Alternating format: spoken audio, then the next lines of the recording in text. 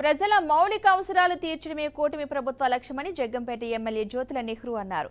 ఏలేశ్వరం నుంచి వయా నరేంద్రపట్నం మీదుగా Jaggampeta Kakinada RTC bus సర్వీస్ను ఎమ్మెల్యే ప్రారంభించారు. ప్రతి సామాన్యుడికి ప్రజా రవాణాను అందుబాటులోకి తీసుకురానున్న ఆలోచనతో గ్రామీణ ప్రాంతాలకు బస్సు సౌకర్యం కల్పించడం జరిగిందన్నారు.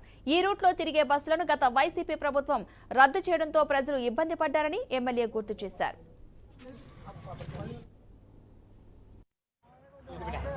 ప్రతి సామాన్యుడికి కూడా ట్రాన్స్పోర్ట్ అన్నది అందుబాటులోకి తేవాలనేటటువంటి ఆలోచనతో గత తెలుగుదేశం ప్రభుత్వంలో ఇదే బస్సు ఈ రూట్ అంటే తిరిగేటటువంటి పరిస్థితి ఉండేది.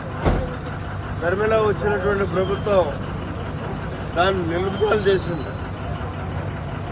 ఆర్టీసీ అంటే లాభ నష్టాలతో బేరీజ్ కాదు, సామాన్యుడికి అందుబాటులో ఉండాలి.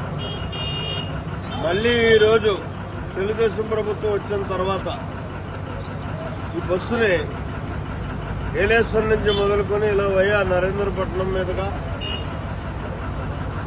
మరి జగ్గంపేట కాకినాడ వరకు